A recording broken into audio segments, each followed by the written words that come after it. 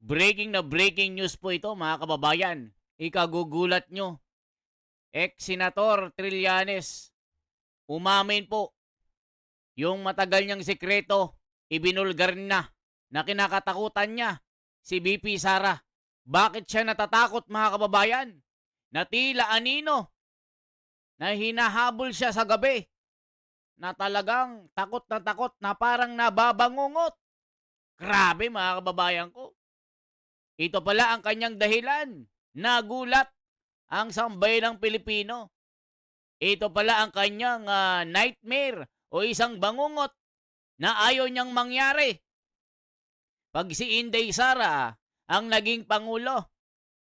Nako mga kababayan, kaya pala ganito siya ka persistent, ganito siya ka sipag, ganito siya ka bibo para patahimikin at siraan si Inday Sara. Ito pala ang kanyang matinding dinadamdam. Talagang nilabas niya sa kanyang statement. Ito po ang sinabi ni General Macanas. Ano kaya ito? Nako po mga kababayan, nakakagulat, nakakakilabot. Pakinggan po natin. Totoo kaya ang lahat ng ito? Dito sa reaksyon ni General Macanas. Ito po. Magandang araw mga kaibigan. Bigyan natin ng reaction, opinion itong post Feed Your Mind in Inc. Okay. Pahayag ni Senator Trillanes kung bakit hindi na tatakbo kahit anong posisyon sa 2028. Ito, sabi niya, bakit hindi ako tatakbo? Kasi kapag naging presidente si Sara, maging senador man ako, mayor, o vice president, it won't matter. Ako unang hahantingin niya eh. O kita nyo mga kababayan? Kaya pala natatalo ito. Kaya pala kahit anong posisyon sa gobyerno, barangay kapitan man, kagawad, purok leader, mayor natatalo. Ayaw na daw niyan tumakbo, mga kababayan, kasi nga, pag si Sara na ang naging pangulo, it's the end of the story of Trillanes. Siya ang unang-unang hahantingin. Bakit? Alam niya kasi mga kababayan na siya ang dahilan bakit si Tatay Digong ay nakidnap at nandun nilalamig sa dahig sa ICC na kinulong, na wala pang sentensya, kinulong na. Ginawang gatasan, ginawang piggy bank ng ICC na walang kwenta. Pinagkaitan ng karapatan ng pagtingin ng batas. Binending the law without warrant of arrest. Yung warrant of arrest nandun sa cellphone. Wala pong hard copy. Ang pinakabastos sa ginawa nila mga kababayan, hindi nila ginalang ang Korte Suprema, hindi na dumaan sa paglilitis sa mataas na hukuman kung si Tatay Digong ay nagkasala ba o hindi. Para bang winalang yan nilang soberanya ng Pilipinas. Mas sinunod nila ang batas ng mga banyaga. Yan po ang sinasabi ng taong bayan at ng batas sa Pilipinas. Bakit isinuko si Tatay Digong sa mga banyaga? Bakit? Kasi nga po, takot na takot sila sa mga Duterte. Baka bumalik sa kapangyarihan. Mayayari sila, lalong-lalo na si Trillanes. Kaya sabi niya, hahantingin ako ni Inday. Maski mayor man ako, senador man ako, o purok leader, yayariin ako niyan. Alam na alam niya mga kababayan. The time of reckoning, ang paniningil ng utang. Grabe mga kababayan, ito palang kanyang dahilan. Kaya pala ganun siya kasipag, kapursigido, nasiraan si Inday Sara para mawala at matalo sa 2028 eleksyon. Pero nagkamali sila habang papalapit ang eleksyon, ang taong 2028. Si Sara Duterte lumalakas ang lumalakas kasama ni Senador Marcoleta. Ngayon si Marcoleta ang tinitira nila at sinisiraan. Ang issue ng West Philippine Sea, binabanatan nila si Marcoleta. Na sinasabi nila, isuko na lang daw ang mga teritoryo ng Pilipinas na galing daw mismo kay Marcoleta. Pero, sinisiraan lang po siya. Walang sinabi si Marcoleta na isuko ang mga isla natin sa mga banyaga ng mga Chino at tinatawag siya na Chinador. Tinatawag siyang Senador ng China. Ganon po sila kapursigido mga kababayan. Sinisiraan nila ang ating butihing Senador Marcoleta na wala namang sinasabing siya ay pinagtatanggol ang China. Sinisiraan lang ng Dilawan, Bangagan, Tangalista, Bobolista at mga Pingkilista, Palomanista. Yan po ang kanilang tirada kay Marcoleta pero hindi sila nagtatagumpay hanggang ngayon mga kababayan. Si Marcoleta ang number 1 na Vice Presidente ni Inday Sara sa 2028. Ganon din ang sinabi ni Drilon na sinasabi niya na si Inday Sara ang pinakamalakas. Aminin natin, walang makakatalo sa 2028. Lagapak ang kalaban. Yari! Salamat naman, Mr. Ex-Senator Trillanes, at alam mo ang katotohanan. Ano na yung sabi niya na pag natalo si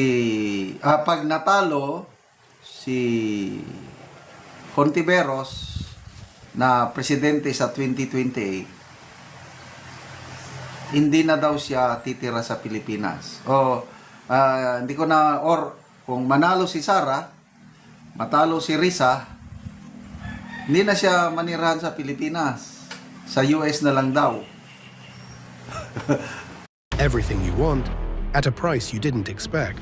Ayan po mga kababayan, kung sakasakali daw na pala rin si Sara Duterte na maging Pangulo, si Trillanes ay iiska po na papuntang Amerika. Gagayahin niya si Saldico na nasa Portugal na nagkaroon ng golden visa. Halaka mga kababayan ko. Halaka. Yari na. Ganun din ang kinakatakutan ni Hontiveros eh. Pag si Sara ang naging Pangulo, yari na ang mga bangagista. Katapusan na ng kanilang karera. Yari na talaga. Sabi ni General Macanas. Connecting the dots, takot pala siya na hahantingin ni VP Sara. Humanda na kayo. Sino pa yung hahantingin? Torre, yung group effort, sina Abante. takot na sila ngayon. Ay, nako. Alam na. Ang tanong, kung tatakbo siya, mananalo ba? Yun ang lang, unang tanong. mga kababayan. Basa tayo sa mga comments. Yun lang. Mananalo ka ba? Kung tatakbo ka, baka pupulutin ka sa kangkungan na kubeta. Nako po mga kababayan, mayor nga hindi nanalo ito. Doon pa kayo sa pagkasenador. Binasura ng ng Caloocan City. Ano sinasabi ng mga komento?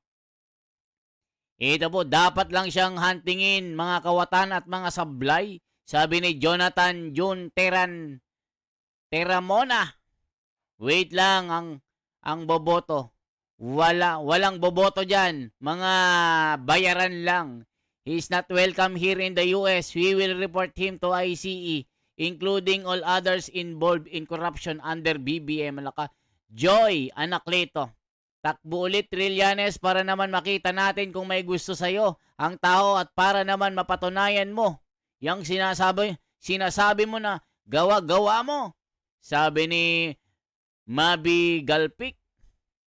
Tamaan na siya at mga kasama niya ng kidlat at masunog. Masama ang budhi nila, sabi ni Bansari. Mga kababayan, Trillanes, iro gahapon, iro karon. Iro hangtod sa hangtod. Nako po, di ko maintindihan. Sir, ang layo mo kasi sa amin kung saan hindi mo nyo Hindi na ako yero, bulok na atip ko, tabato pa ako. Continue lang sir, ginagawa mong yan. God bless. Gusto namin magdusa silang lahat. Sabi ni Danilay, tumakbo ka na lang, sigurado lalabas ka sa kahihiya-hiya ka. Kaya pala gusto nilang ma-impeach si Inday, yari sila. Dapat talaga matakot si Trililing sa lahat ng kademonyohang ginawa sa pamilyang Duterte. Maghanda na siya sa 2028. Pumunta ka na sa ibang planeta o kaya sa araw. Hunting time. Manual counting sa eleksyon para patas ang resulta at maiwasan ang computer magic ni Garcia et al. Lalaka. God bless General and the Wonders. Magtago siya sa loob ng pugon. Pwede mo kamang na lang siya murag. Di ko maintindihan. Kahit na ano pang gawin mo, hindi ka na mananalo. Hindi ka rin makakataka sa ginawa nyo kay Duterte dahil pinakulong nyo na walang kasalanan. Ang mga kurakot ninyo at babawiin ng gobyerno, makukulong kayong lahat. Sabi ni Maria Mabolo Gase Goko. Kahit tatakbong barangay kapitan yan, hindi yan mananalo. Jerry Chavez, nako po. Buti kung mananalo ka, walang boboto sa'yo kundi ang mga bobo lang. Sabi ni Sarah Nakamura ng Japan. Nako po mga kababayan ko, yari na. Yan ang sinasabi natin.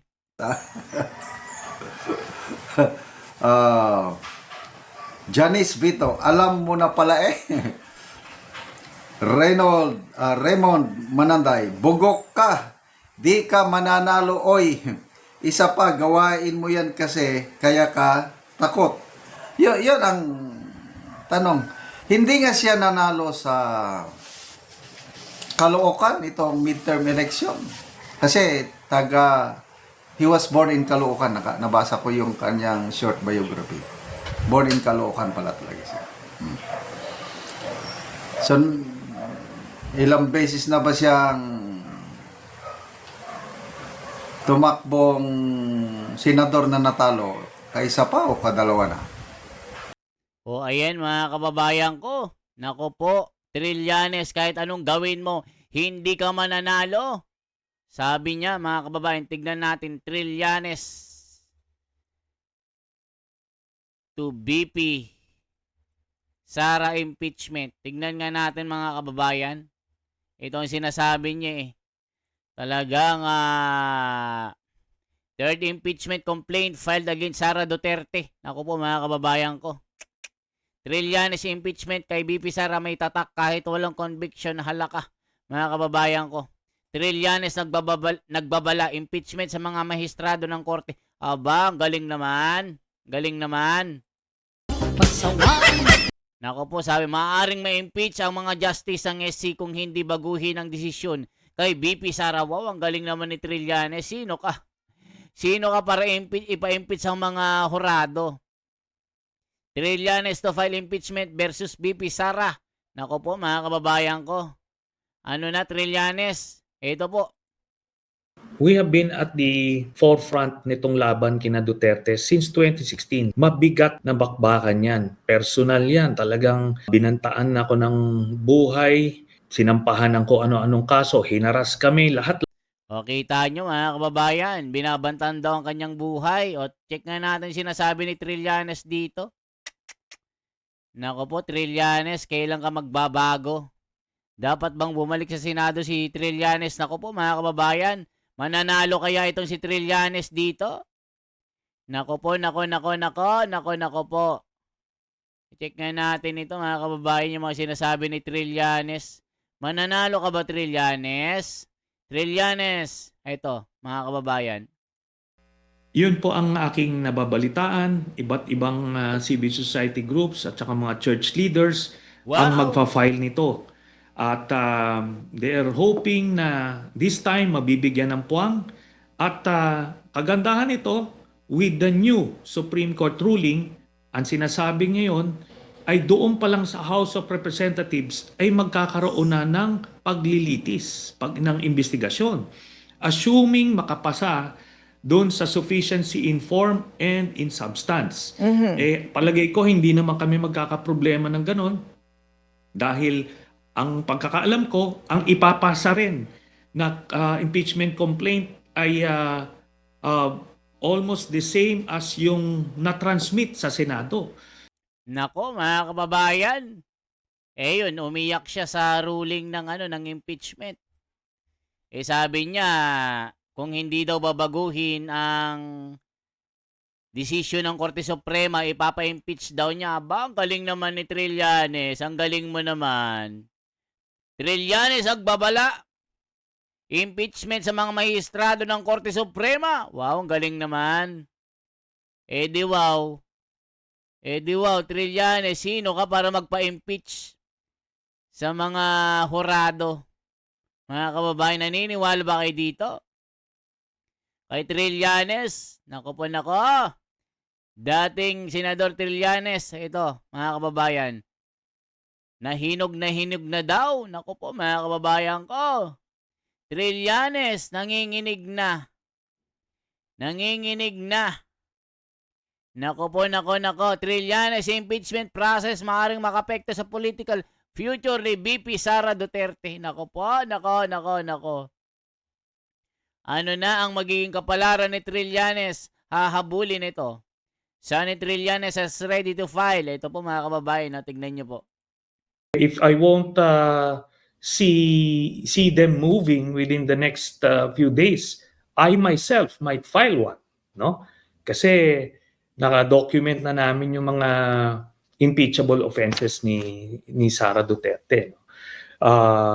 Marami yon. Covered lahat, betrayal of public trust, culpable violations of the Constitution, other high crimes, yung bribery, no? Kita nyo, mga kababayan. Tignan natin ang SC ruling. Yari na. VP Sara Duterte. Ayun na. Kaya pala takot na itong si Trillanes. Yari na, mga kababayan. Iyak na si Trillanes. Trillanes, ano na. Ito po. Tignan nyo po, ha. In a unanimous decision today, July 25, 2025, the Supreme Court en banc declared the articles of impeachment against Vice President Sara Duterte unconstitutional, noting that it is barred by the one-year rule under Article 11, Section 3. Kita nyo, mga kababayan. Nako po, yari na. Yari. Nung nakaraan yan ito na po yung bago. Nasaan yung bago? Ayan VP Duterte welcomes SC ruling on impeachment. Motion dismissal. Naku po, ito po, mga kababayan ko. Yari na sila. I-check natin anong sinabi ni VP Sara dito. Yari na, Trillanes, magtago ka na. Ikinalugod ni Vice President Sara Duterte ang desisyon ng Korte Suprema na ibasura ang motion for reconsideration ng Kamara sa desisyong unconstitutional ang ika-4 na impeachment complaint laban sa kanya dahil sa paglabag sa one-year ban rule. Kita nyo, mga kababayan, ikinalugod ni VP Sara Duterte ang pagbasura ng Korte Suprema sa kanyang impeachment. Lupit. Trillanes, iyak-iyak na. Wala nang hustisyang makuhang hustisa, mga nako na yan ng taong bayan. Kinalugod pero sa ICC tinawag na bias imbes ay respeto. Bobo. Bobo lang ang mga tangalista. Aksyon pahayag. Balitang may kaugnayan kay Madriaga. Tignan nyo, mga kababayan ko. Third BP impeachment. Traps transmitted. Tignan nyo ito po. Talagang itong kampo ni Trillanes gagawa ng paraan para makalusot pero hindi sila makalusot dito. Sa panayam ng taga-suporta sa The Hague, the Netherlands, sinabi ng Vice Presidente na naghahanda ang kanyang kampo dahil inaasahan na nilang may maghahain ng impeachment complaint, hindi lang aniya ngayong taon kundi hanggang matapos ang kanyang termino. Kita nyo, mga kababayan, hanggang matapos ang kanyang termino ay merong maghahain ng impeachment. Pero wala na, yari kayo. Binasura ng Korte Suprema. Unang pasalamat ko sa Diyos, sa mga abogado, na nagtulong-tulong para questionin yung pag-abuso ng proseso ng impeachment ng House of Representatives. Yung pasalamat ko sa lahat ng mga kababayan na patuloy na naniniwala at nagtitiwala. Hinay-hinay lang sa celebration. O, kita nyo? Hinay-hinay lang, Trillanes. The time of reckoning is coming. Ayan po, ang sinasabi po ni Sara Duterte. Yari na, yari na. Kaya mga kababayan, kung umabot kayo sa video ito, isang like naman dyan at isang subscribe. Paki-click ang notification below para lagi kayong makakita ng ating mga ina-upload na reaction video dito. At pasalamat din tayo kay General Macanas na lagi nating sinusubaybayan para makakuha tayo ng masusustansyang mga balita tungkol dito sa issue ng West Philippine Sea at kay Sara Duterte na si Trillanes umiiyak na at gusto nang magtago sa ilalim ng lupa. Kung meron mang kuweba, doon siya magtatago kasi si Sara, pag naging presidente, siya ay hahantingin. Kahit pumunta pa ng ibang planeta, susundan siya ni Sara, kaya hindi na lang daw siya tatakbo sa pagkasenador itong 2028. Wala daw dahilan para tumakbo siya kasi pag si Sara ang naging presidente, yayariin siya. Buti alam mo, sabi ng mga tao, ikaw kasi masyado kang maangas, mayabang. Puro paghihiganti ang iyong ginagawa sa kapwa mo. Kaya ngayon, the time of reckoning is coming now. Hinaw-hinay lang sa selebrasyon, sabi ni Inday Sara. Yan lamang po ang ating bahagi mga kababayan. Mabuhay po, ito si The Wonders Philippines. Salamat sa inyong suporta.